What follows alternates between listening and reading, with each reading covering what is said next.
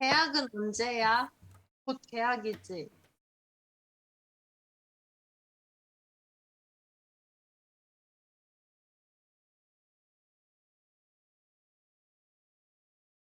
대답을 누구든 해줬으면 좋겠네.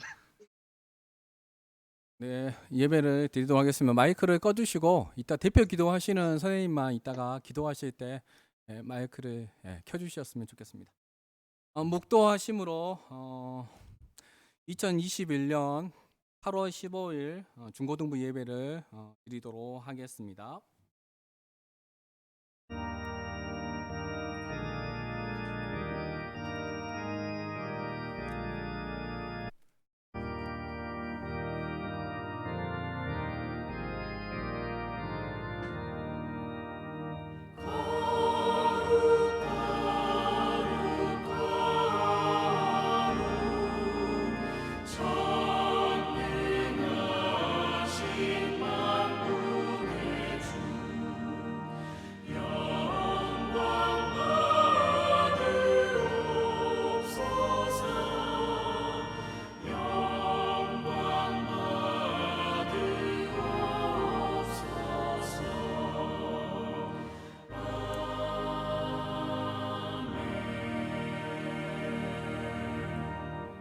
여호와를 자기 하나님으로 삼은 나라 곧 하나님의 기업으로 선택된 백성은 복이 있도다. 아멘.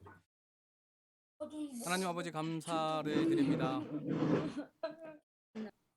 8월 15일 광복절을 맞이하여서 이렇게 하나님이 주신 자유와 또한 평안 가운데서 하나님을 마음껏 찬양하며 예배할 수 있도록 하나님 우리를 자유케 하시고 또한 예수 그리스도 십자가의 은혜로부터 자유함을 얻어 앞에 나갈 수 있도록 하나님께서 세상 가운데서 방종하며 살아가는 것이 아닌 하나님의 영광을 드러내고 또 하나님께서 기뻐하시는 일에 하나님이 주신 이 자유를 아버지 유익하게 사용하는 우리 모두가 될 수 있도록 성령 하나님께서 예배 가운데 함께 하시고 우리의 인생을 인도하여 주시옵소서. 예수 그리스도의 이름으로 감사하며 기도했습니다. 아멘. 네, 사도신경 하심으로 신앙 고백하시겠습니다. 나는 전능하신 아버지 하나님 천지의 창조주를 믿습니다. 나는 그의 유일하신 아들 우리 주 예수 그리스도를 믿습니다. 그는 성령으로 잉태되어 동정녀 마리아에게서 나시고 본디오 빌라도에게 고난을 받아 십자가에 못 박혀 죽으시고 장사된 지 사흘 만에 죽은 자 가운데서 다시 살아나셨으며 하늘에 오르시어 전능하신 아버지 하나님 우편에 앉아 계시다가 거기로부터 살아있는 자와 죽은 자를 심판하러 오십니다. 나는 성령을 믿으며 거룩한 공교회와 성도의 교제와 죄를 용서받는 것과 몸의 부활과 영생을 믿습니다. 아멘. 네, 이 시간에 우리 박성훈 선생님 대표 기도하시겠습니다. 기도하겠습니다. 주님, 코로나로 어려운 상황 가운데 이렇게 예배를 드릴 수 있게 하시니 감사합니다. 주님, 길어지는 코로나 가운데 그동안 당연하게 여기던 예배가 너무나 소중하고 귀중한 것임을 깨닫습니다. 그동안 예배를 당연한 것으로 여긴 걸 용서해 주세요. 주님, 저희가 한 주 살아가는 동안 주님의 방법대로 살자는 순간들이 많습니다. 용서해 주세요. 주님, 어려움이 생길 때마다 주님의 방법을 생각하며 주께서 바라시는 대로 생각하고 행하게 도와주세요. 그리고 곧 방학이 끝나고 학교로 돌아가게 됩니다. 하루속히 코로나가 잠잠해져 소중한 일상을 복귀할 수 있게 해주세요. 또한 고3 친구들의 수능이 90일 정도 남았습니다. 이들의 마음에 담대함을 허락하시고 어려운 상황 가운데 늘 주님이 함께 계심을 잊지 않게 해주세요. 말씀 전하실 전도사님에게 성령을 더하시고 예배를 통해 고등부 친구들이 주님을 만나 더욱더 가까워지길 소망합니다. 감사드리며 예수님의 이름으로 기도드립니다. 아멘. 아멘.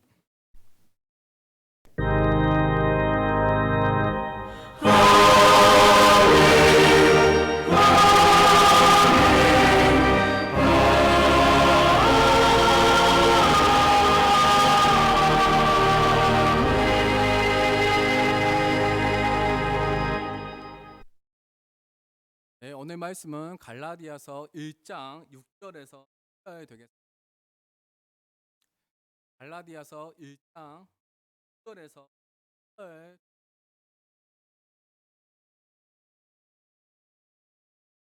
다 같이 합독.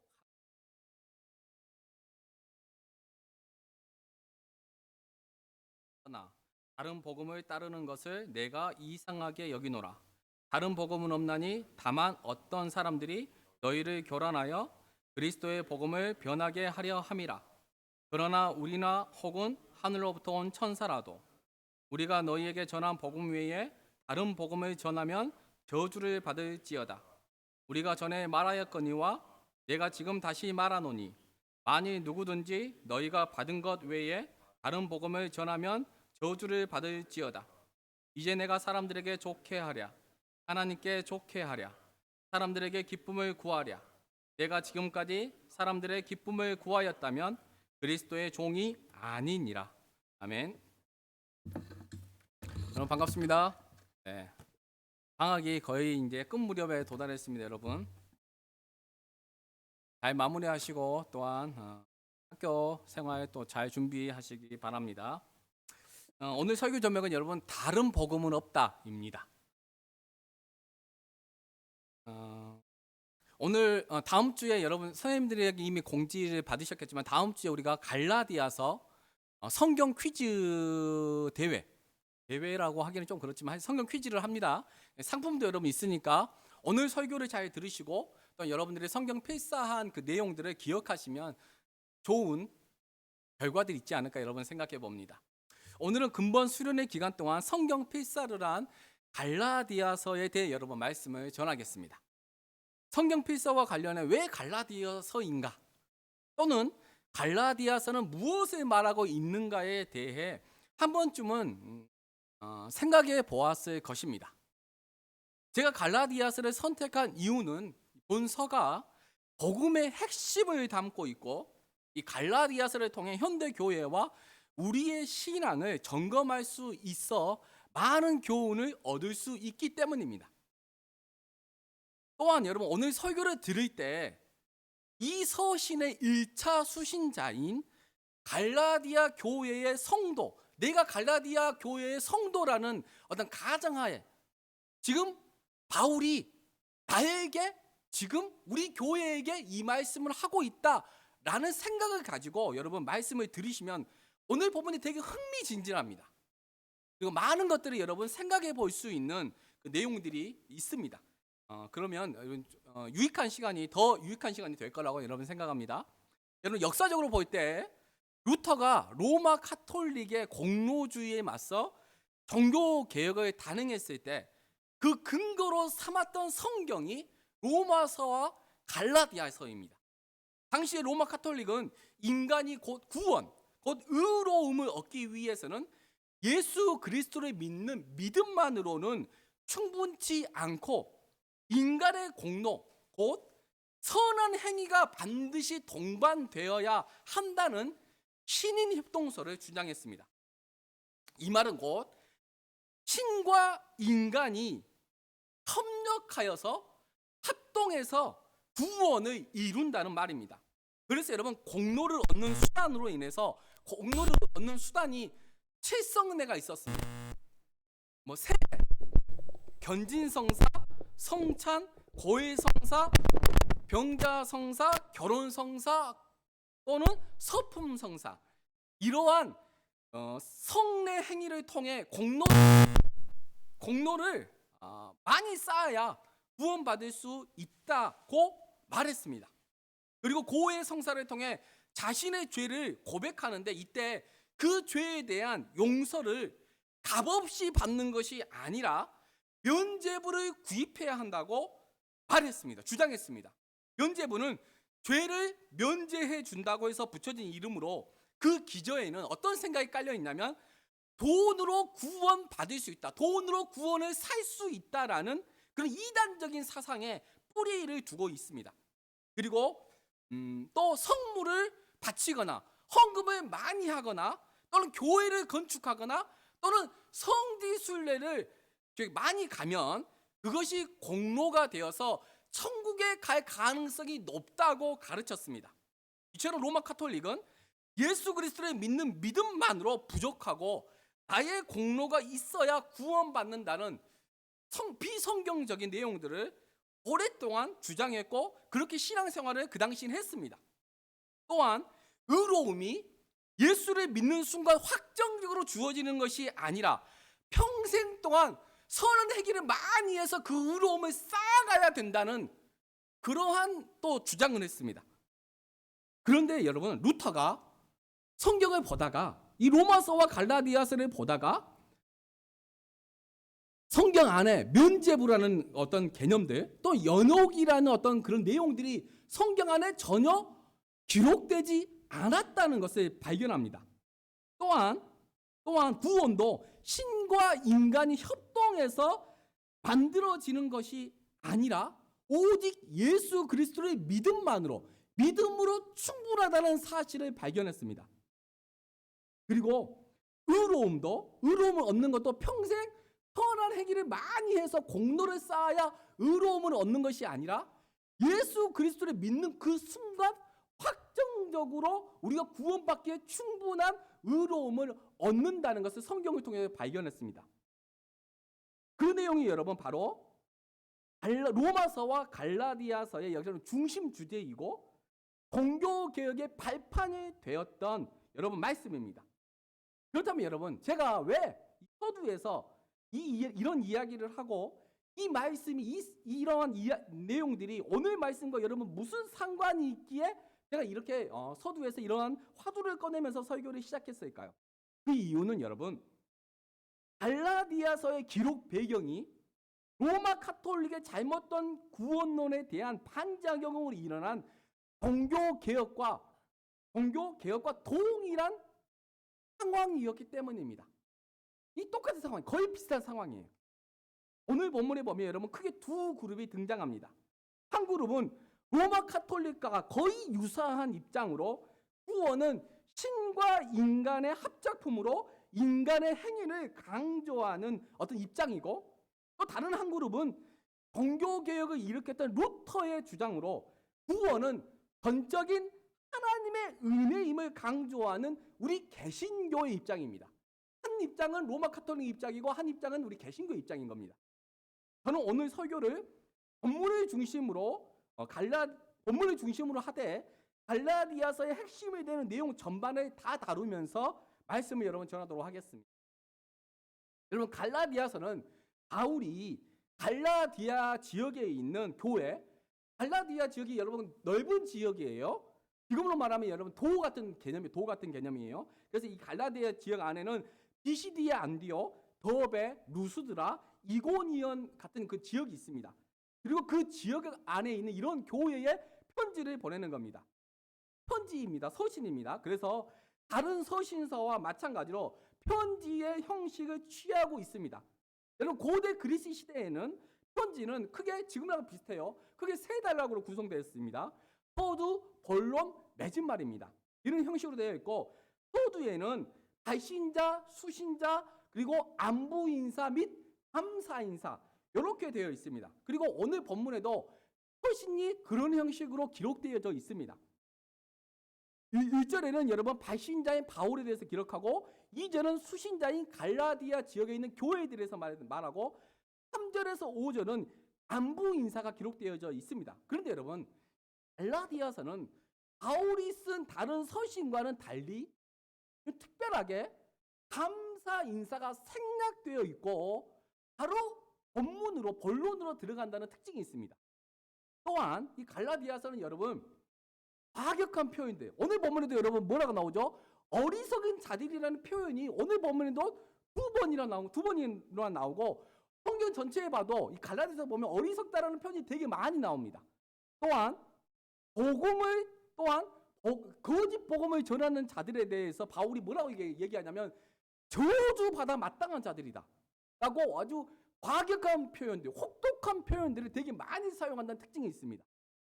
여러분, 그리고 이런 단어들이 반복되어서 사용됩니다. 이처럼 바울이 감사 인사도 전하지 않고 본론으로 바로 들어간 것과 어리석은 갈라디아 성도들과 거짓 복음을 전하는 자들을 강도 높게 비난한 것은 그들이 복음을 왜곡해 예수 그리스도의 십자가의 은혜를 헛되이 만들었기 때문입니다. 쉽게 말하면 교회를 무너뜨리는 행위를 했기 때문입니다.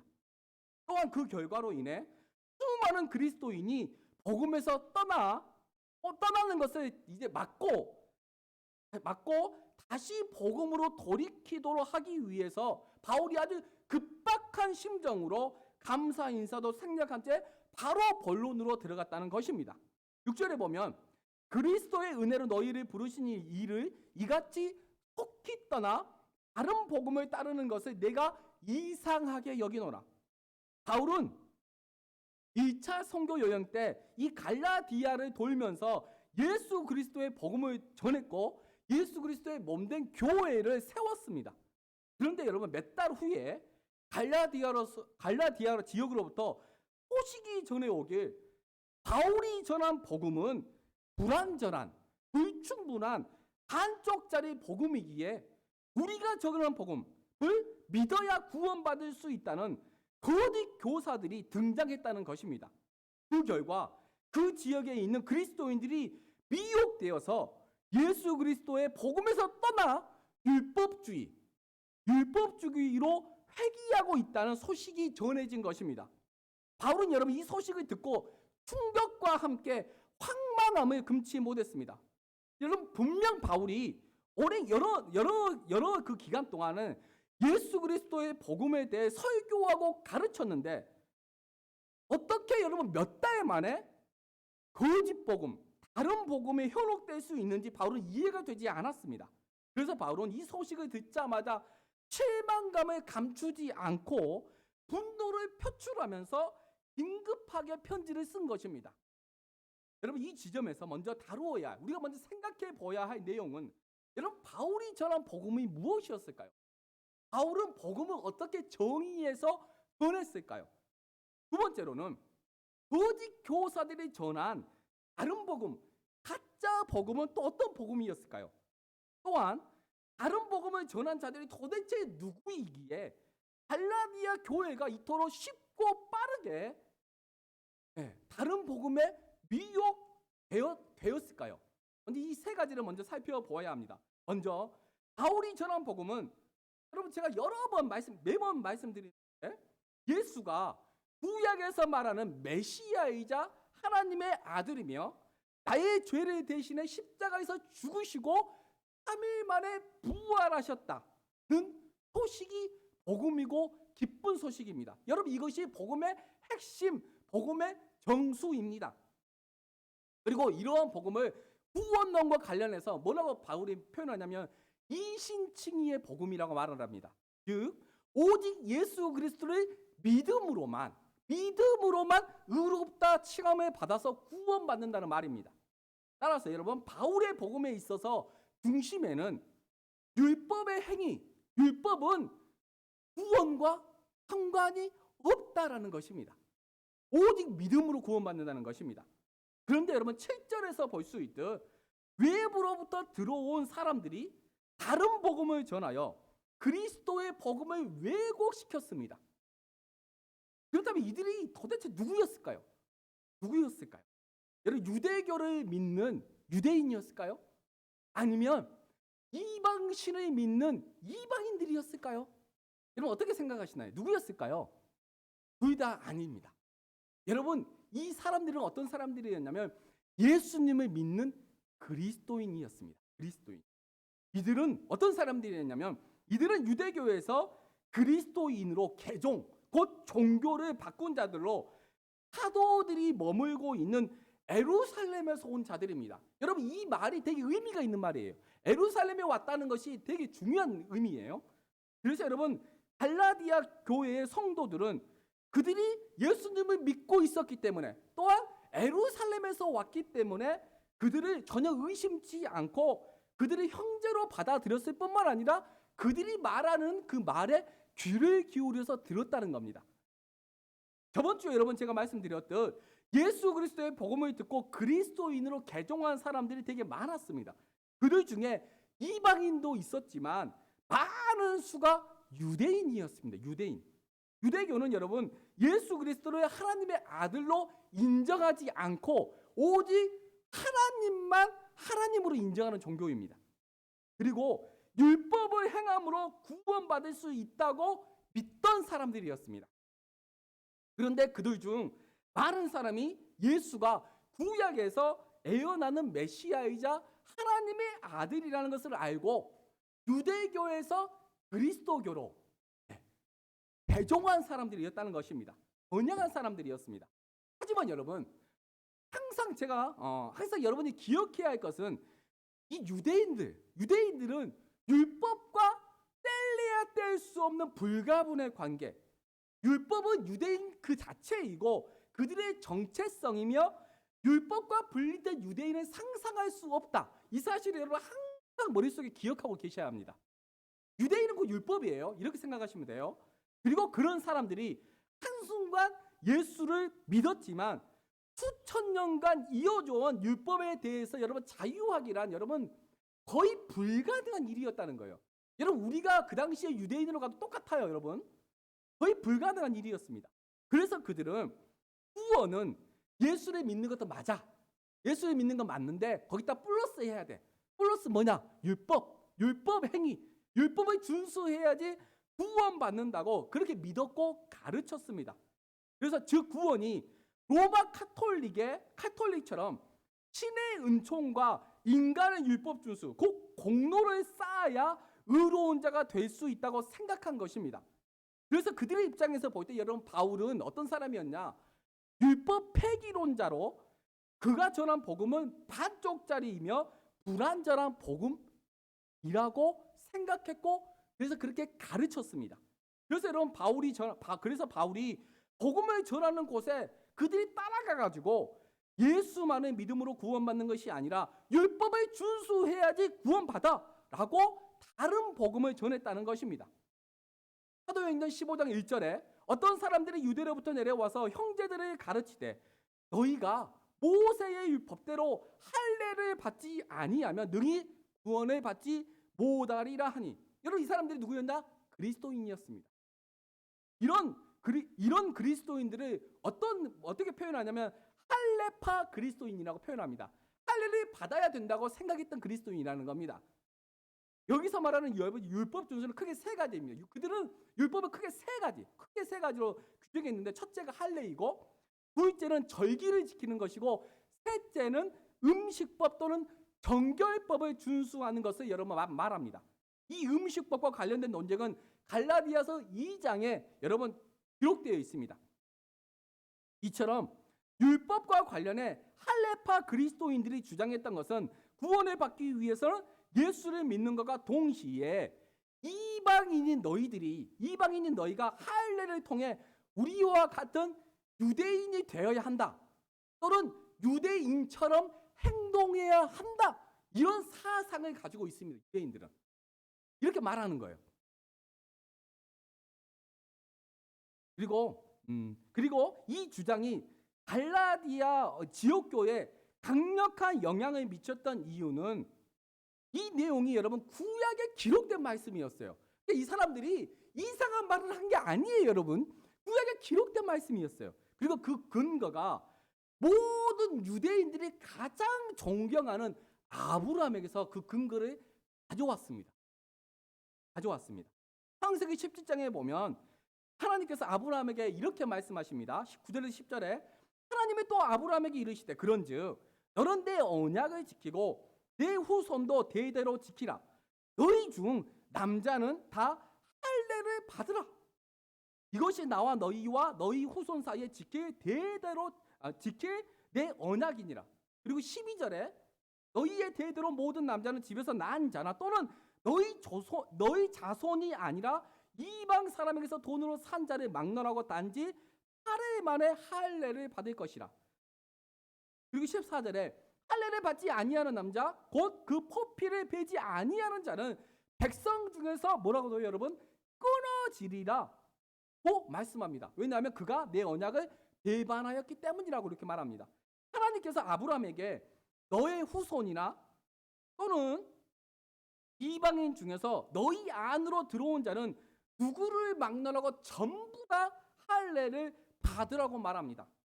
할례를 받지 않는 자는 뭐라고요, 여러분? 더 이상 내 백성이 아니라는 겁니다. 내 백성이라는, 그래서 여러분, 따라서 여러분, 할례는 어떤 의미를 있냐면, 할례는 언약을 통해서, 이게 중요해요. 언약을 통해서 하나님의 백성이 된 사람이 내가 하나님의 백성임을 나타내는 증거로서 기능을 했습니다. 쉽게 말하면 내가 이방인이었는데 이제 하나님의 백성이 됐어. 그러면 그 뭘로 통해서 알 수 있어? 라고 물어본다면 할례를 통해서 알 수 있다는 거예요.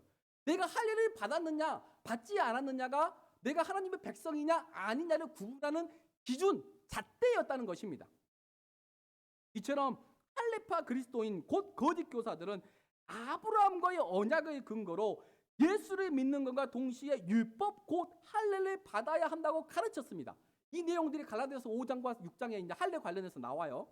이런 배경하에 갈라디아 지역의 그리스도인들은 큰 혼란에 빠졌습니다. 네. 바울이 전한 복음하고 이 다른 사람들이 와서 전한 복음이 달라요. 또한 여러분 물리적으로도 이미 바울은 그것을 떠나서 없습니다. 근데 이 거짓 교사들은 하나님의 성전이 있고 또한 예수 그리스도의 12사도들이 지금 현재 거하고 있는 예루살렘으로 온 사람들이에요. 이 사람들은 지금 어떤 게 있냐면 정통성이 있는 사람들, 정통성. 그리고 이 사람들은 권위가 있는 사람들이에요. 무시할 수 없었다는 거예요. 쉽게 말하면. 그리고 가장 중요한 것은 그들이 표면적으로는 예수님을 믿는다고 고백하는 그리스도인이었다는 사실입니다. 그들은 예수를 믿되 거기에 더해 한 가지만 더 포함시키는 거예요. 예수를 부인하려고 말하지 않았어요, 여러분. 여기에 더해 그들이 복음을 왜곡시키기 위해서 아주 중요한 무기, 어떤 중요한 카드를 한 가지 더 가지고 나왔습니다. 그것이 뭐였냐면 바로 바울의 사도성.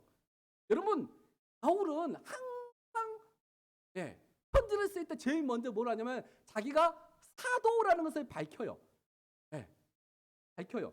그들이 볼 때 여러분 바울은 예루살렘에 있는 12사도처럼 예수님을 직접 따라다녔던 제자가 아닌 그들이 볼 때는 바울은 자칭 사도였어요. 자칭 사도. 나는 내가 사도야. 다른 사람들 인정해 주지 않아. 그냥 나는 내가 사도야. 라고 자칭으로 이렇게 말하는 사람이었다는 거예요.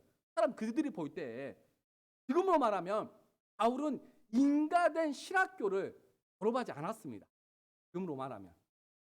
이처럼 그들의 논리는 여러분 되게 치밀했고 정교했습니다. 그리고 이것이 여러분 이단이나 거짓 교사들의 특징입니다. 이단이나 거짓 교사들은 이런 식으로 미혹해요.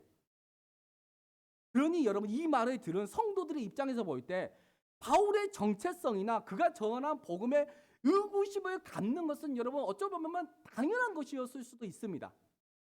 그 결과 바울이 전한 예수 그리스도의 복음이 아닌 다른 복음을 받아들였습니다. 그래서 바울은 가장 먼저 뭘 하냐면 1절에서 자신의 사도성에 대해서 언급하는 거예요. 이 사도성이 가장 중요한 개념입니다. 그리고 오늘 본문 바로 다음 구절인 이 11절부터 다시 자신의 사도성이 예수 그리스도로부터 직접 받은 것임을 강력하게 주장합니다.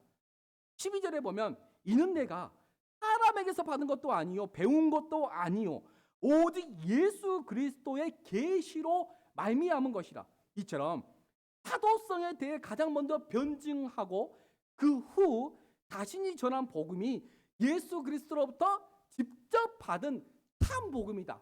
이것이 정말 진짜 복음이다라고 주장합니다. 그리고 자신의 주장을 피력할 때 여러분 바울도 근거를 대야 되잖아요. 그 사람들한테 야 내가 전하는 복음이 그냥 예수님이 전하는 말씀이야. 이렇게 말하면 여러분 그 사람들이 안 받아들일 수 있잖아요. 근거가 있어야 될 거 아니에요. 근데 바울은 근거를 대는데 다름 아닌 아브라함을 근거로 댑니다. 아브라함을. 여러분 거짓 교사들이 누구를 근거로 지금 바로베울의 복음을 왜곡시켰어요? 아브라함을 근거로 지금 바울이 전한 복음을 왜곡시켰던 것처럼 바울 또한 아브라함을 근거로 그들이 지금 복음을 곡해하고 거짓말로 선동하고 있다고 강력하게 그들을 정죄하고 비난하는 것입니다. 여러분, 아브라함은 그 내용이 여러분 갈라디아서 3장 6절이고 이 말씀을 창세기 15장 6절에서 가져왔습니다. 아브라함이 여호와를 믿으니 여호와께서 이를 그의 의로 여기시고, 이처럼 바울은 아브라함이 의롭다 칭함을 받은 것이 율법 곧 할례를 행함으로 이루어진 것이 아닌 믿음으로 되었으며 하나님께서 이 믿음을 의롭게 여겨 주셨다고 말합니다. 여러분 지금 이 두 주장이 팽팽하게 맞서고 있어요. 팽팽하게 맞서고 있습니다. 만약 여러분이 갈라디아 교회 성도였다면 여러분 누구 말에 더 신뢰하시겠어요? 또한 누가 전한 복음이 참 복음인 것처럼 여러분 여겨지시나요? 여러분 사전 지식이나 어떠한 그런 배경 지식이나 어떤 정황이 없는 상황에서 정말 이 복음을 이런다는 얘기를 듣는다면 다른 복음을 전한 자들의 말이 여러분 좀 더 설득력 있게 들리는 것은 여러분 당연한 이치입니다. 그 이유는 제가 계속 앞에서 얘기했죠. 그들은 정통성이 있는 사람들이었어요. 예루살렘에서 왔어요. 그들도 예수님을 믿었다는 거예요. 이처럼 성경을 여러분 볼 때 서로 때로는 상반되거나 전후 문맥이 안 맞는 것처럼 여겨지는 말씀이 여러분 꽤 있어요. 성경을 보면은. 또한 어떻게 해석해야 될지 애매한 경우, 똑같은 아브라함을 근거로 들었는데 이것을 어떻게 해석해야 될지도 잘 모를 때도 되게 많아요. 이때 여러분 우리는 뭐가 있어야 되냐? 기준이 있어요. 기준. 잣대가 있어야 되는, 표준이 있어야 된다는 거예요. 여러분 이 기준은 뭐냐? 예수 그리스도입니다. 예수 그리스도. 요한복음 5장 39절에 너희가 성경에서 영생을 얻는 줄 생각하고 성경을 연구하거니와 이 성경이 곧 내게 대하여 증언하는 것이니라. 성경은 예수에 대하여 증언하고 있는 하나님의 말씀입니다. 따라서 예수님이 무엇이라고 말씀하셨는지 또는 예수님이 어떤 사역을 성취하시고 완성하셨는지가 여러분 성경을 해석할 때 가장 중요한 기준이고, 예수님의 말씀과 배치되는 것들은 의심해 보아야 된다는 것입니다. 이 사실 여러분 꼭 기억하시기 바랍니다. 그래서 여러분, 그렇다면 누가 전한 복음이 예수님이 전한 복음과 똑같은 복음이었을까요? 누가 전한 복음이? 거기에 대한 복음은 여러분 마태복음 9장 22절에 보면 잘 나와 있습니다. 예수께서 돌이켜 그를 보시며 이르시되 따라 안심하라. 내 믿음이 너를 구원하였다 하시니 여자가 그 즉시 구원을 받으니라. 뭘 가지고 여러분 구원을 받았다고 얘기해요? 내 믿음 가지고 구원을 받았다고 얘기합니다. 또 마태복음 9장 2절에도 침상에 누운 중풍병자를 사람들이 데리고 오거늘 예수께서 그들의 뭘 보시고? 믿음을 보시고 중풍병자에게 이르시되 작은 자야 안심하라. 내 죄 사함을 받았느니라. 여러분 이 말씀들처럼 그 외에도 엄청나게 많아요. 이 말씀처럼 그들이 죄 사함과 구원을 받는 것은 받는 유일한 수단은 믿음이었습니다. 믿음. 예수님은 믿음에 더해서 율법을 행해라. 선한 행위를 많이 해라. 그래야지 너가 구원받는다라고 말하지 않았다는 거예요. 그래서 여러분 바울이 전한 복음이 예수님이 전한 복음이었습니다. 똑같았다는 거예요. 따라서 바울이 전한 복음이 진리인 이유는 그가 예수 그리스도의 복음을 전했기 때문입니다. 그렇다면 여러분, 이런 의구심이 되겠죠. 그렇다면 다른 복음을 전했던 그 사람들이 근거로 했던 그 아브라함은 도대체 뭐야? 라고 의구심이 들 거 아니에요. 그들이 근거로 했으니까. 다시 여러분 창세기 17장을 가보면 구약 시대에는 여러분 모든 인류가 다 하나님께서 창조한 피조물인 것은 맞지만 하나님의 백성이 아니었어요. 그런데 하나님께서 당신의 나라를 회복하기 위해 이스라엘을 택하셨고 그들과 언약을 체결하셨습니다. 그 언약이 여러분 아브라함과의 언약입니다. 아브라함과의 언약. 언약의 내용은 쉽게 말하면 이런 거예요. 하나님이 너희들이 하나님이 될게. 내가 너희를 책임져 줄게. 그 대신 너희들은 나의 백성이 돼. 백성과 하나님과 백성의 관계, 이런 개념입니다. 언약의 내용이. 여기서 여러분 구원받는 하나님의 백성이 된다는 것은 예외가 있었지만 통상적으로는 아브라함의 후손.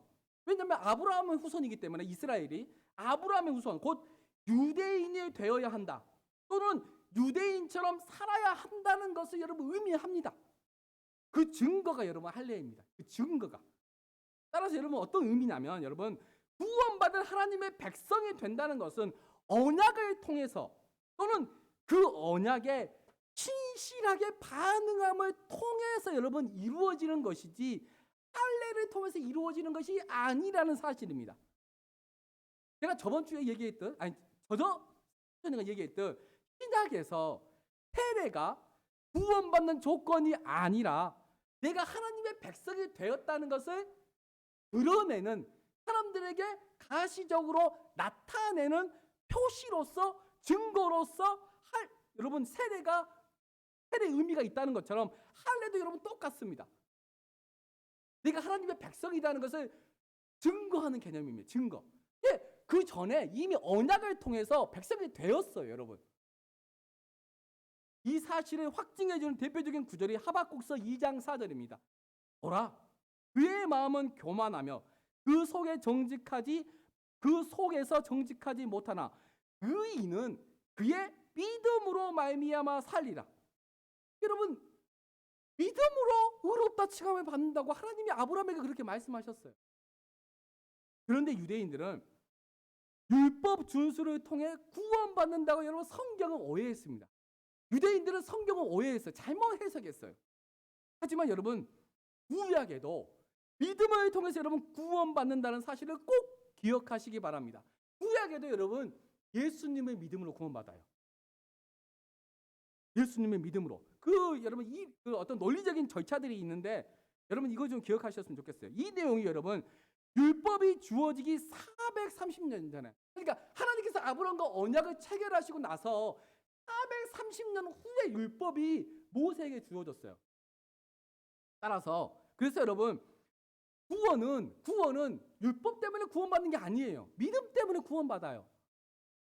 창세기 15장 5절에 아브라함이 다시 한번 아브라함이 여호와를 믿으니 여호와께서 이를 그의 의로 여기시고, 이 말씀처럼 모세 율법이 주어지기 430년 전에 아브라함은 여러분 믿음으로 구원받았습니다. 갈라디아서 3장 17절에 내가 이것을 말하노니 하나님께서 미리 정하신 언약을 430년 후에 생긴 율법이 폐기하지 못하고 그 약속을 헛되게 하지 못하리라. 이처럼 바울은 아브라함과의 언약을 근거로 거짓 교사들이 성경을 잘못 해석한 것들, 그리고 그 성경을 잘못 해석함으로 말미암아 다른 복음을 전했던 것들을 무력화시키고 예수 그리스도의 십자가의 복음을 훼손하는 그 자들에게 저주를 받는 것이 마땅하다고 말하면서 복음을 다시 한번 새롭게 그들에게 전하고 가르치고 있다는 것입니다. 여기까지가 여러분 오늘 본문과 이 갈라디아서 전체에 흐르는 주요 말씀입니다. 이제 여러분 갈라디아 교회의 성도들이 미혹당했던 세 가지 이유, 그리고 이것을 오늘 말씀을 현실에 적용함으로 설교를 마치도록 하겠습니다. 그들이 미혹당했던 첫 번째 이유는 거짓 교사들의 치밀하고 정교한 논리를 분별할 수 있는 영적 통찰력, 쉽게 말하면 지혜가 없었습니다. 그게 첫 번째 이유입니다. 두 번째로는 성경을 어떻게 해석해야 할지, 곧 해석의 기준이 예수 그리스도와 그의 사역의 성취에 있다는 것을 깨닫지 못했습니다. 자기 마음대로 해석을 했어요. 자기 생각대로 해석을 했어요. 셋째는 구원론에 있어 하나님을 오해했고 성경에 대한 바른 지식이 없었기 때문에 율법을 통해서 구원받는다고 착각했다는 것입니다. 그 결과 거짓 복음에 미혹되어 예수 그리스도에게서 멀어진 것입니다. 여러분 믿음과 율법 두 개 다 행한다고 가르치면 그 사람은 예수님을 믿는 사람이 아니에요. 그 사람은 저주받는 사람이에요. 예수님과 상관없는 사람이에요. 예수 그리스도만을 믿는 그것을 믿어야 구원받는 거예요. 여러분 이 시대도 여러분 마찬가지입니다. 여러분 이 시대도 거짓 선지자들, 가짜 어떤 이단들이 되게 많아요.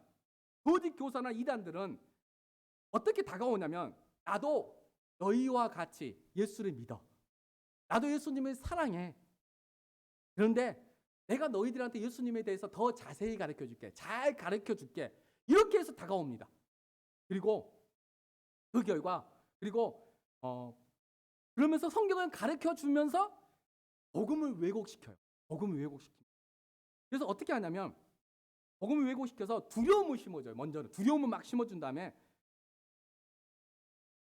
나중에는 두려움을 심어줘서 나중에 어떻게 가냐면 교주를 숭배하게 만듭니다. 교주를 숭배하고 만들고 사람의 종으로 만들어요. 사람의 종. 사람의 종. 그 내용이 갈라디아서 5장 6절에 나옵니다. 사람의 종으로 만들어요. 그리고 난 후에 결론은 어떻게 가냐면 뭔가를 요구하고 강제합니다. 뭔가를 요구해요. 예를 들면 많은 돈을 요구합니다. 헌금을 요구합니다.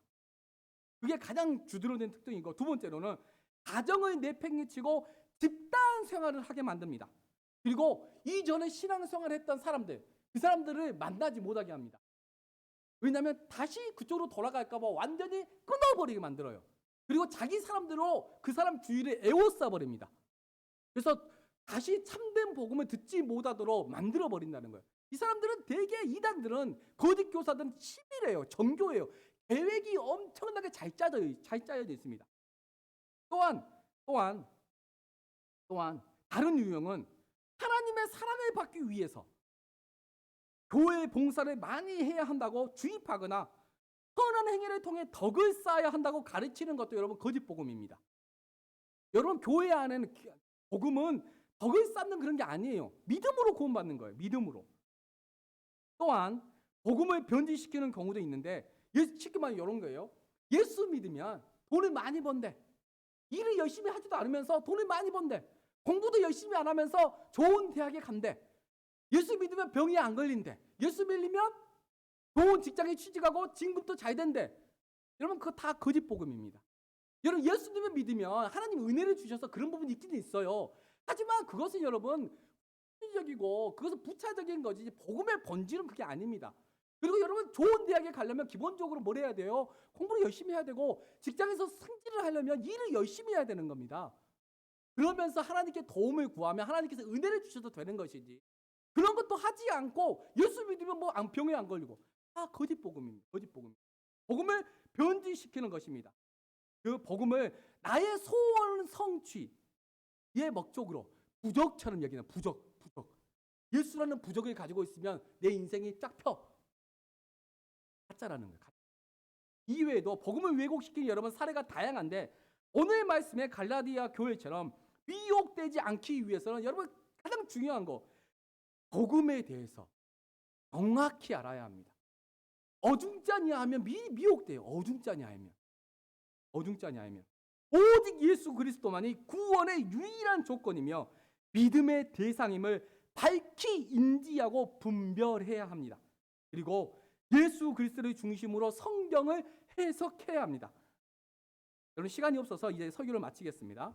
저 여러분이 오늘 말씀 여러분 꼭 기억하시고 교훈 삼아서 바울이 전한 예수 그리스도의 그 복음 위에 든든히 서 있는 우리 모두가 여러분 되기를 바랍니다. 기도하겠습니다. 하나님 아버지 감사합니다. 오늘은 바울이 전한 예수 그리스도의 복음에 대해서 하나님 말씀을 전했습니다. 아버지 하나님 거짓 교사들 또한 이단들은 나도 예수님을 믿어 나도 예수님을 사랑해 라고 접근해서 결국에는 그들을 미혹하고 성경을 곡해하고 성경을 왜곡시켜서 자신의 종으로 만들고 또한 교주를 우상으로 섬기게 만듭니다. 그래서 그 인생을 파괴하게 만들고 그 인생의 모든 것을 아버지 다 빨아먹어 버립니다. 하나님 거짓 복음은 아버지 우리의 인생을 패가 망신시킵니다. 아버지 하나님 유대인들이 예수님의 믿음으로 예수님을 믿는다고 고백했지만 그들은 예수님을 믿는 것뿐만 아니라 다른 것을 요구했습니다. 율법을 지켜야 구원받는다고 요구했습니다. 하나님 이 시대도 아버지 마찬가지일 거라고 생각합니다. 예수를 믿음으로 구원받는데 뭔가를 많이 해야지. 하나님 앞에 내가 뭔가를 좀 선한 행위를 많이 하고 공로를 많이 쌓아야지 구원받을 수 있다라는 복음을 또 왜곡시키고 변질시키는 그러한 아버지 사례들이 이 세상 안에 또 교회 안에도 아버지 때때로 드러나고 있습니다. 하나님 우리가 믿음은 구원은 오직 예수 그리스도의 믿음으로만 아버지 받는다는 그 사실을 항상 기억하고 예수 그리스도의 복음 위에 아버지 든든히 서 있는 우리 중고등부가 될 수 있도록 성령 하나님 도와주시옵소서. 예수 그리스도의 이름으로 감사하며 기도했습니다. 네, 봉헌하시겠습니다.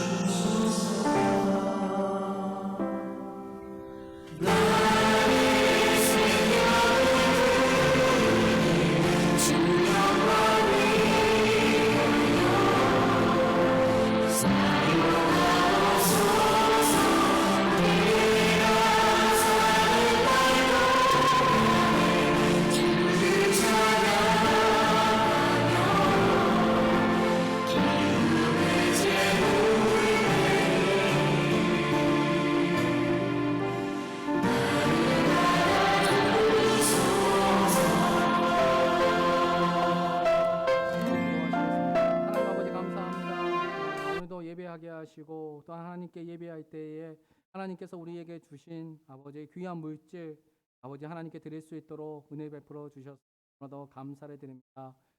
하나님 아버지 물질이라는 아버지 것들이 우리가 이 세상을 살아가는 데 있어서 너무나도 귀하고 또한 좋은 하나님이 주신 선물이지만 또한 이 물질이 하나님과 우리 사이를 갈라놓고 또한 하나님의 주권을 인정하는 것이 아닌 하나님의 주권을 거부하는 것으로 아버지 우리 삶 가운데 나타날 때가 너무나도 많이 있습니다. 하나님이 주신 것에 우리가 11조를 드리고 감사헌금을 드리고 또는 아버지 주정헌금을 드리는 이 모든 것이 하나님께서 우리의 삶의 주인이시고 또 하나님이 아니면 나라는 존재 자체가 실존하지 않는다는 그 사실을 아버지 항상 기억하고 거기에 대한 반응함으로 우리가 하나님께 드리는 이 물질이 아버지 되어지게 하여 주옵소서. 또 이 물질이 쓰이는 곳에 예수 그리스도의 복음이 평만케 되어지고 활성화되어지고 힘있게 증거되어지는 아버지 원동력이 되어지기를 간절히 원합니다. 그래서 하나님의 나라가 이 세상 가운데 확장되어지는 예수 그리스도의 복음으로 충만케 되어지는 은혜가 있게 하여 주옵소서. 예수 그리스도의 이름으로 감사하며 아멘. 주기도문 하심으로 예배를 마치도록 하겠습니다. 하늘에 계신 우리 아버지, 아버지의 이름을 거룩하게 하시며 아버지의 나라가 오게 하시며 아버지의 뜻이 하늘에서와 같이 땅에서도 이루어지게 하소서. 오늘 우리에게 일용할 양식 우리가 우리에게 잘못한 사람을 용서하여 준 것 같이 우리 죄를 용서하여 주시고 우리를 시험에 빠지지 않게 하시고 악에서 구하소서. 나라와 권능과 영광이 영원히 아버지의 것입니다.